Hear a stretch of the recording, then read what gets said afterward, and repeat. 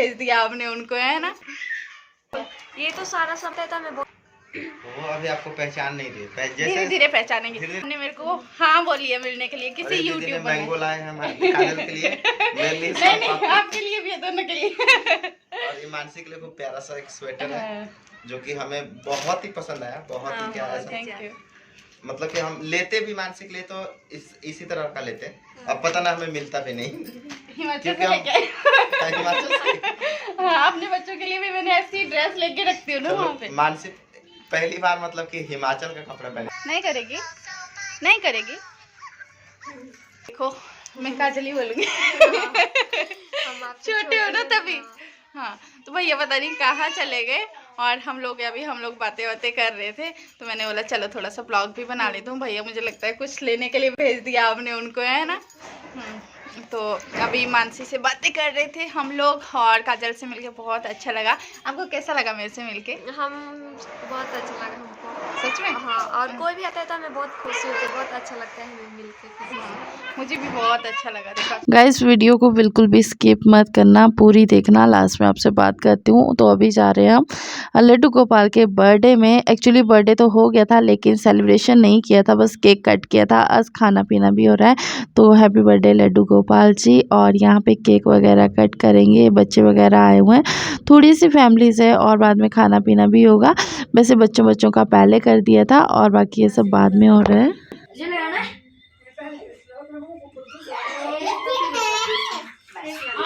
तो आज का बस इतना ही है, बाकी मैं ज़्यादा नहीं दिखा रही हूँ। और उसके बाद ये है नेक्स्ट डे का। तो यहाँ पे मुझे भूख लग रही थी, वैसे ब्रेकफास्ट तो मैंने कर लिया था। तो यहाँ पे सुबह के परांठे के आलू बचे हुए थे, मैंने सोचा आलू टिक्की बनाती हूँ। मेरे पास चटनी भी थी और पकौड़े लेके आए थे ना कल शाम को, तो चटनी भी। तो हेलो फ्रेंड्स, तो अभी आपने देखा मैंने क्या बनाया। एक्चुअली मैं वीडियो एडिट कर रही थी तो मेरा मन कर रहा था कि कुछ खाऊं, बना के कुछ खाऊं, और नहीं यहाँ पे नमकीन वगैरह कुछ नहीं दिखाने के लिए, तो कुछ ऐसे चटपटा जैसा खाने को मन कर रहा था। तो कल पकौड़े लेके आए थे, 2-3 पीस बचे हुए थे, तो मैंने बोला इनको क्यों फेंक रहे हैं, इनको भी खा लेते हैं।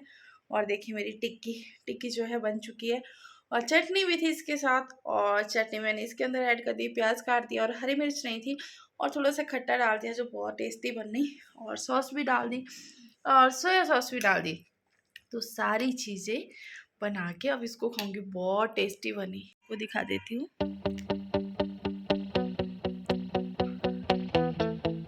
तो फ्रेंड्स, आप सोच रहे होंगे कि मैं क्या निकाल रही हूँ पर्स में थे। एक्चुअली मेरे कान का इयररिंग जो कोका बोलते हैं हम, वो वाला जो काफ़ी टाइम पहले मैंने रख के भूल गई थी, तो मुझे ध्यान नहीं आ रहा है कि मेरे पर्स में है या घर में भूल गई।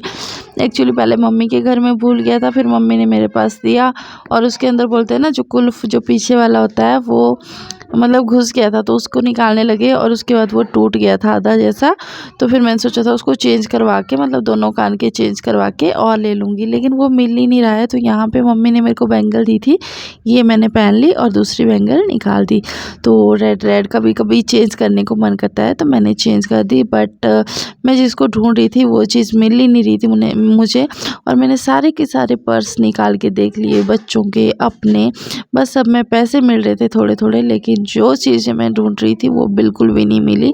मतलब कहीं भी नहीं ढूंढी, मिली, हर जगह ढूंढ ली, लेकिन नहीं मिल रही है। ऐसे मेरे पास इतने सारे पर्स थे, सब में मुझे पैसे मिले, बहुत सारे पैसे मिले जो मुझे नहीं पता था। देखो कितने सारे पैसे हैं, और मुझे एक आधे का पता होता है कि इस पर्स के अंदर है पैसे, लेकिन इस बार कुछ ज़्यादा ही कचरा पचरा हो गया था। नहीं तो मैं एक ही जगह रखती हूँ अपने सारे कैश वैश, इस बार तो मैंने हद कर दी, मतलब सारी जगह थोड़े थोड़े करके थे, क्योंकि ये सारे पर्स मैं यूज़ कर रही थी तो थोड़े थोड़े करके थे। अब इनको एक जगह सेट करके रखती हूँ, नहीं तो सारे एकदम मतलब अलग अलग हो गए थे और पता ही नहीं था कितने पैसे हैं, क्या है क्या नहीं। लेकिन वैसे तो मुझे पता होता है, लेकिन इस बार कुछ ज़्यादा ही हफड़ा तफड़ी हुई है, तो अब इनको अच्छे से सेट करके कैश रखती हूँ।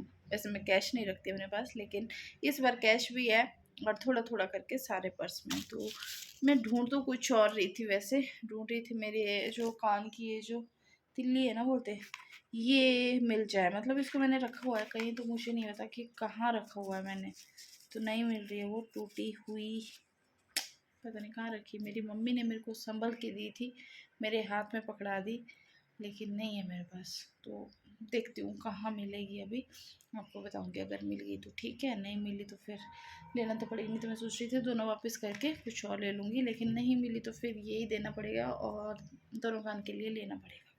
तो गाइस मुझे तो लगता है कि मैंने उसको गुम कर दिया। गुम शायद किया होगा, या तो फिर मैंने घर में रख दिया होगा। ऐसा ध्यान आ रहा है कि घर में होगा या तो फिर गुम हो गया। मतलब यहाँ पे सारे पर्स देख लिया, सब कुछ देख लिया, तो यहाँ पे नहीं है। और मेरी मम्मी बोले कि अच्छा मैंने तो तुझे सही सलामत दिया था और तूने गुम कर दिया। मम्मी ने उस दिन बोल के रखा कि अच्छे से डालना, तो मुझे याद नहीं आ रहा है कि मैंने कहाँ रखा हुआ है, घर में रखा हुआ। और चलो छोड़ो, छोटा सा कोका है बट गोल्ड तो गोल्ड होता है ना, क्या कर सकते हैं। चलो गुम होना होगा, गुम हो गया, नहीं था किस्मत में, इसलिए वो बार बार गुम हो रहा था। एक बार मम्मी के घर में गुम हुआ, मम्मी को मिला, फिर उसके बाद वो दूसरी जगह ठीक करवाया, वहाँ पे भी नहीं, मतलब उसको उसके अंदर वो घुस गया था ना, कुल्फ बोलते हैं, तो उसको लगे निकालने, फिर वो टूट गया। तो पापा ने बोला कि इसको चेंज करवा लेना, ये नहीं ठीक होगा, क्योंकि उसके अंदर वो सेट नहीं हो रहा था, तो मैंने डाला भी नहीं, तो नहीं था वो मेरी किस्मत में। इसलिए वो बार बार मुझे संकेत दे रहा था कि तेरी किस्मत में नहीं हूँ मैं, लेकिन फिर भी मैंने उसको पर्स में डाल दिया। और लास्ट में यही हुआ कि मैं भूल गई, या तो घर में होगा या तो फिर गुम हो गया। तो चलो अभी पर्स वगैरह रख देते हैं। सारे पर्स देख लिए, वैसे मैंने एक बार पहले देख लिए थे, लेकिन मुझे यकीन नहीं हो रहा, तो मैंने सारे इकट्ठे करके आज देख लिए। इस कैसे हो, काफ़ी टाइम से एक कमेंट आ रहा था और मतलब मुझे 3-4 बार आ चुका था, तो मैं भूल जाती थी उसके ऊपर वीडियो बनाऊँ सोचती थी, लेकिन मेरा जो ब्लॉग था पूरा बना रहता था और बीच में माइंड से निकल जाता था, क्योंकि मेरे बच्चे इतना परेशान कर रहे थे, तो मेरे माइंड से निकल जाता था। अभी मैंने आपके साथ स्टार्टिंग में थोड़ी सी क्लिप्स शेयर की। आप लोग, कुछ लोगों को शायद पता होगा, लेकिन कुछ लोगों को नहीं पता कि मैं काजल मिथुन कपल लाइफ ब्लॉग से मिलने गई थी नोएडा में। तो बहुत से लोग मुझे, बहुत से नहीं मतलब एक ही कमेंट मुझे 3-4 बार आया था, बहुत से लोगों का तो मुझे नहीं पता, क्योंकि वो मेरा दूसरा चैनल था। तो किसी ने मुझे मतलब 3-4 बार कमेंट किया, और काफ़ी टाइम से, मतलब 1 साल पहले भी किया था जब मैंने ये चैनल ओपन किया था, उस टाइम भी किया था, उसके बाद भी 2-3 महीने पहले भी आया था, उससे पहले भी आया था। तो मैं सोच रही थी कब से वीडियो बनाऊँ, लेकिन यार बिल्कुल माइंड से निकल जाता था। आज मुझे एकदम से ध्यान आया, तो मुझे लगा यार जवाब देना चाहिए। जब कोई हमें सब्सक्राइबर पूछता है तो उसकी बातों का जवाब देना चाहिए। और सॉरी मैं लेट जवाब दे रही हूँ। तो मुझे पूछा था कि आप कपल लाइफ ब्लॉग से अब क्यों नहीं मिलती, क्या आपकी बातचीत नहीं होती, क्या आपसे वो बात नहीं करते।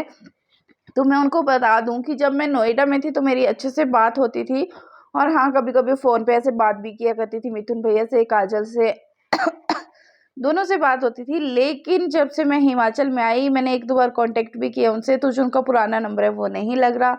हाँ मैंने इंस्टाग्राम पे भी उनको मैसेज किए, कॉल की, सब कुछ किया, लेकिन उनका जो नंबर है वो नहीं लगा। फिर मैं एक दिन उनकी लाइव में भी गई थी, तो मैंने शेयर किया था कि मतलब बताया था उनको कि नंबर दे दो, तो उन्होंने बोला ठीक है मैसेज करेंगे। लेकिन जब मैंने मैसेज में पूछा तो उन्होंने कोई भी रिस्पांस नहीं दिया, और मिथुन भैया ने मना कर दिया कि सॉरी हम सोशल मीडिया पे नंबर नहीं दे सकते, क्योंकि उससे पहले मेरे पास उनका नंबर था। तो शायद मैंने कोई मिसयूज़ नहीं किया, या फिर उनको बुरा लगा होगा मेरे साथ बात करना या कुछ भी, उस वजह से उन्होंने मना किया। क्योंकि जो पुराना नंबर था मेरे पास ऑलरेडी था, तो या तो फिर अब उनके पास जैसे बड़े-बड़े क्रिएटर आ रहे हैं मिलने के लिए, तो अब वो भी थोड़े बड़े हो गए हैं, तो शायद उस वजह से वो अपने से नीचे वाले लोगों से नहीं मिलना चाहते। हाँ, नोएडा में जब सब लोग उनसे मिलते थे तो वो बहुत खुश होते थे।